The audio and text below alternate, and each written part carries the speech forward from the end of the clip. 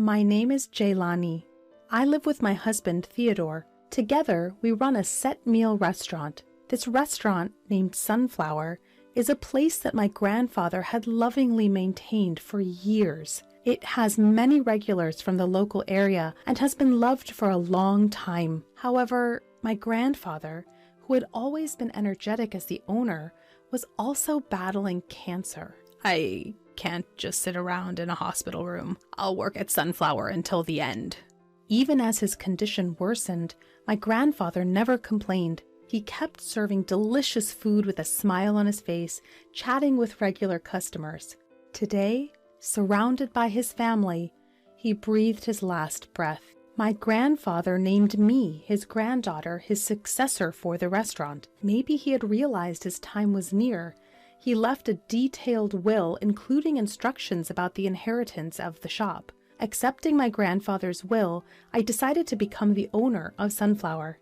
Thankfully, even after my grandfather passed away, the customers didn't stop coming. The employees who had been working for us continued to serve faithfully. Having watched my grandfather's cooking all my life, I was confident that I could continue to serve dishes that tasted just like before. Perhaps it was because I was cooking with all my heart to keep the restaurant going, but the regular customers who were used to my grandfather's cooking gave positive feedback.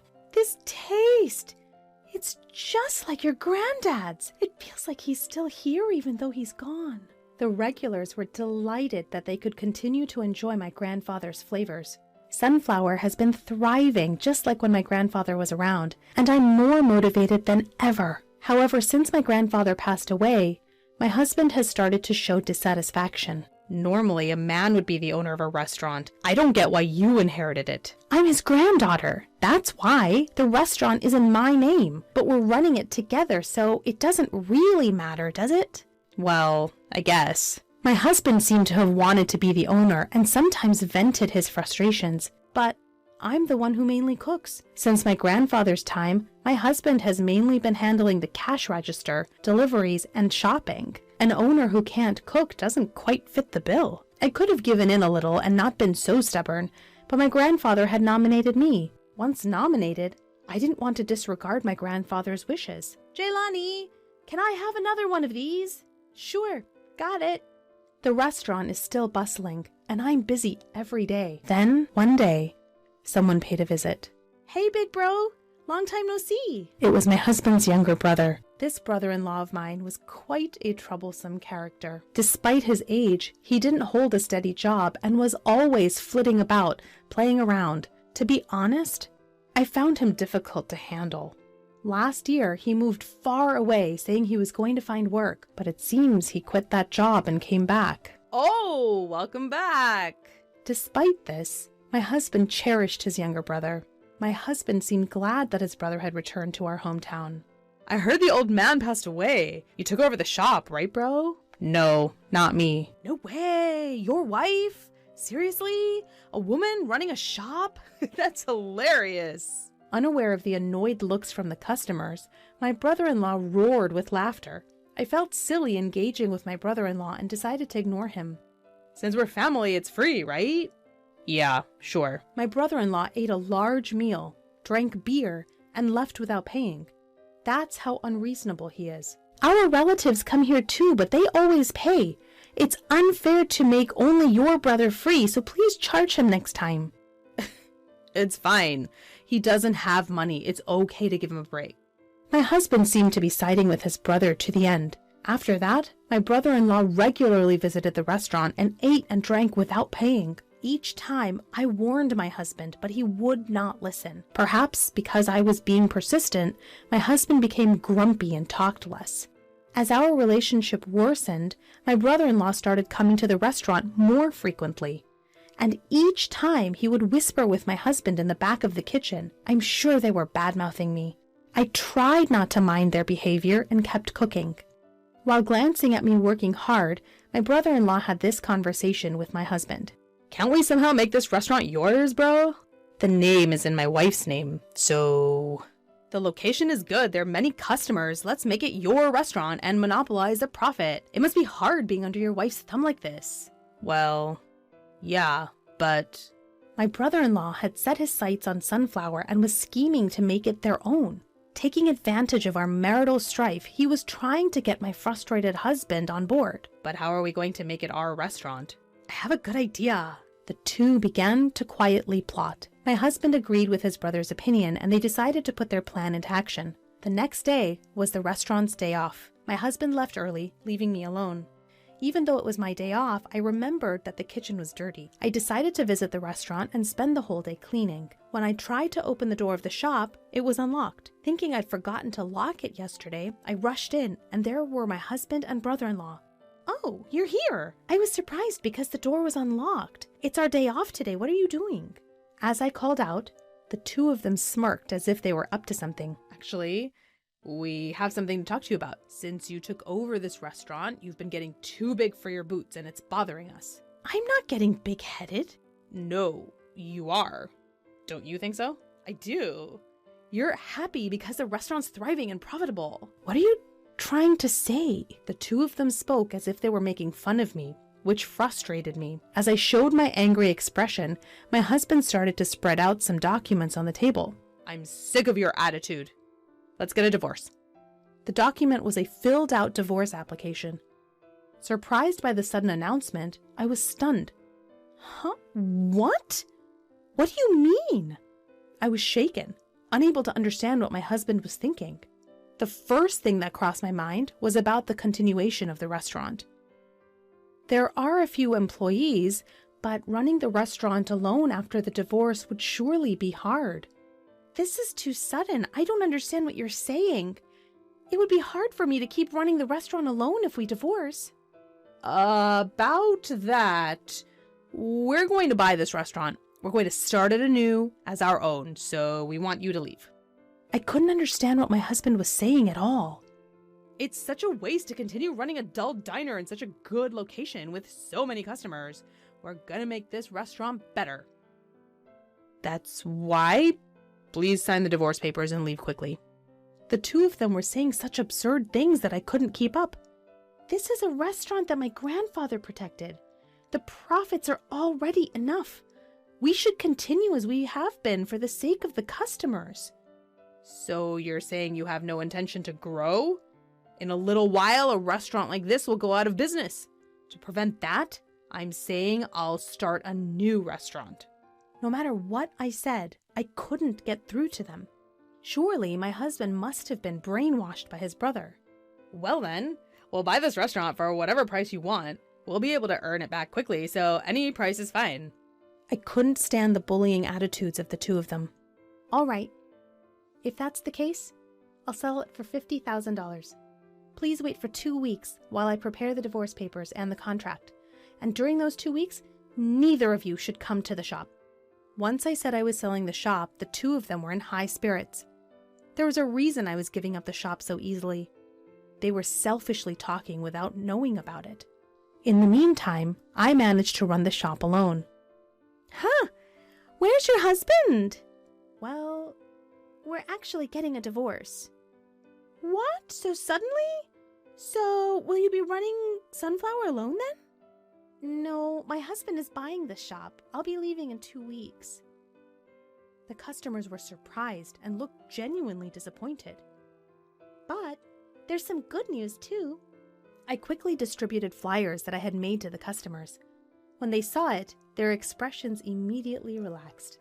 And 2 weeks later, I presented the contract to sell the shop and the divorce papers. There are no complaints with this, right? My husband promptly signed the contract. $50,000.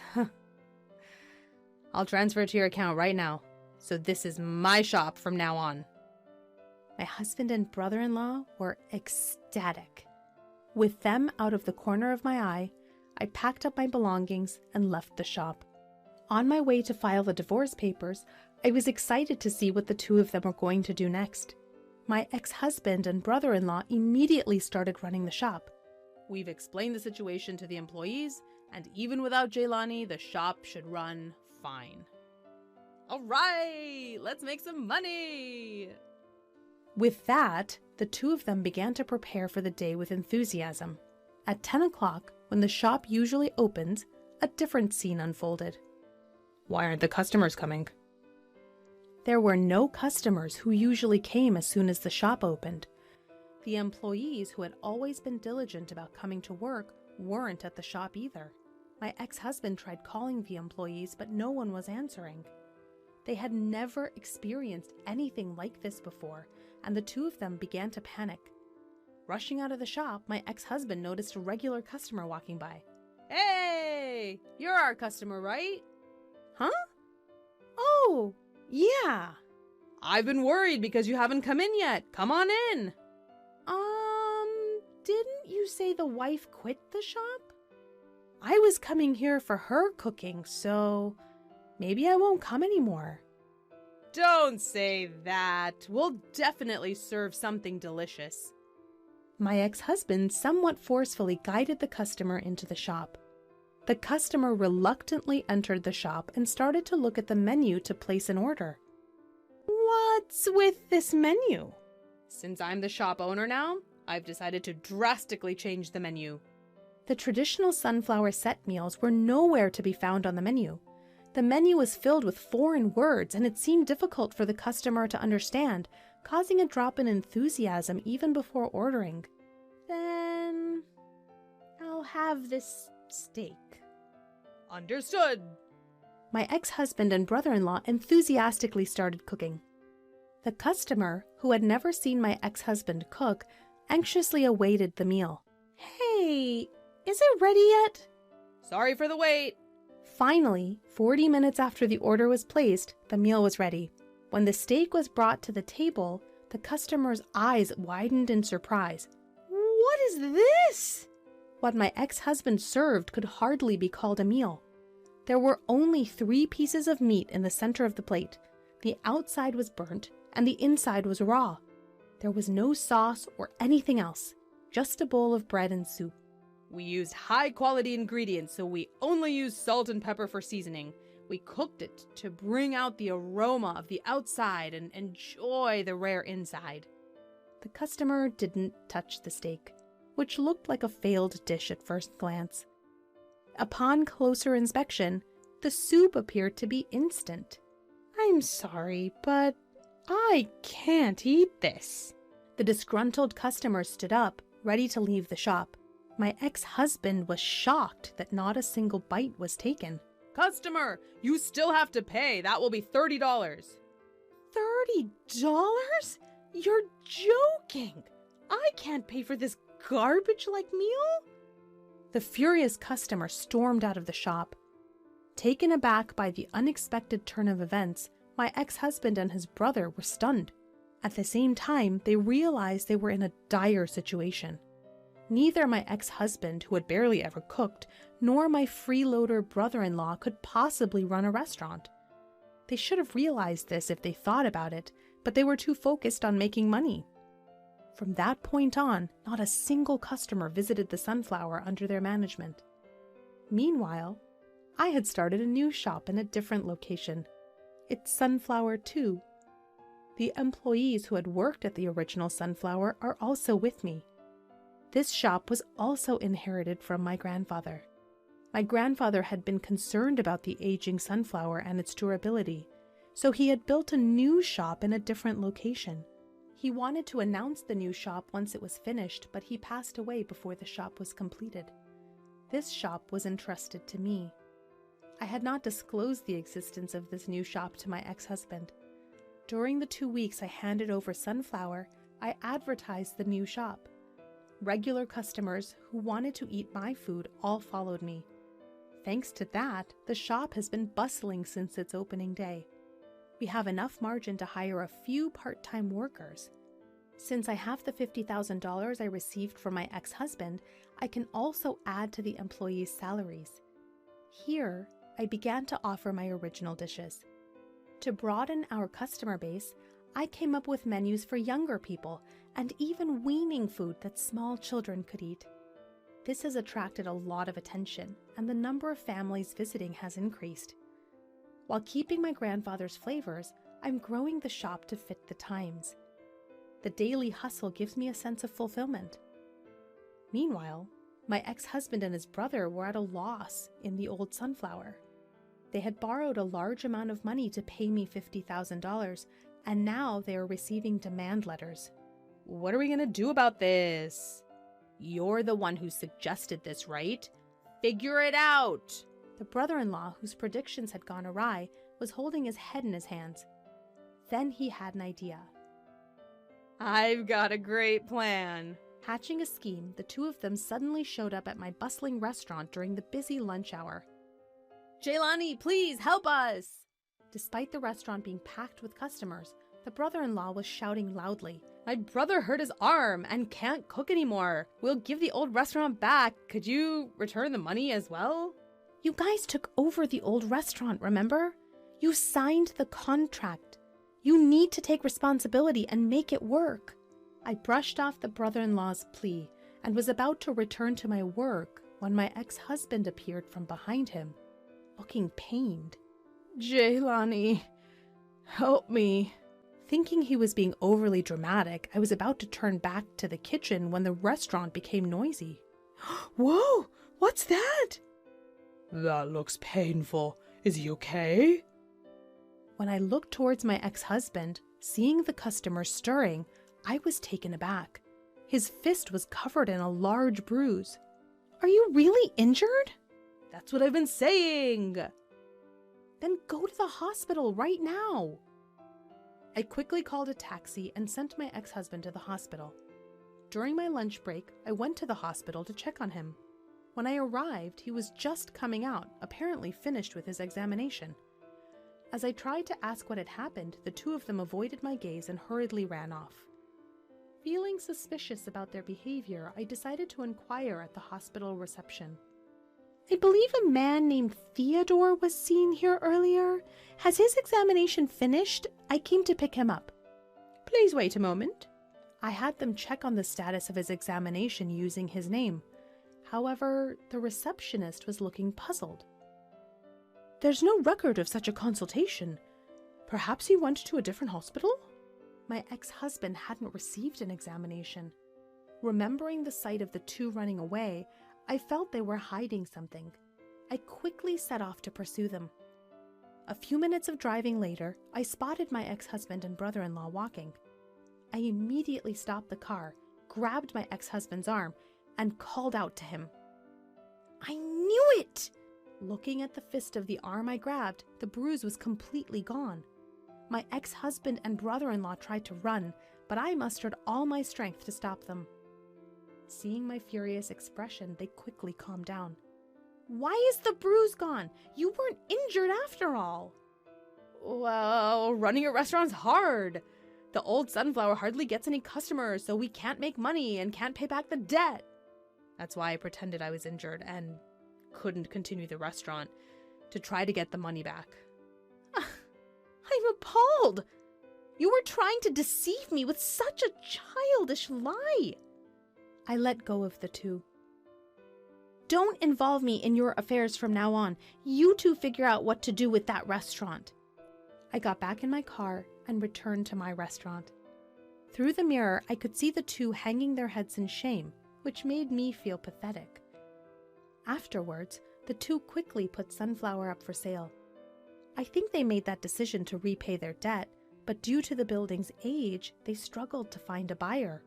They received a flood of debt collection letters and were working around the clock. This life suits them, having thrown away something precious due to their greed.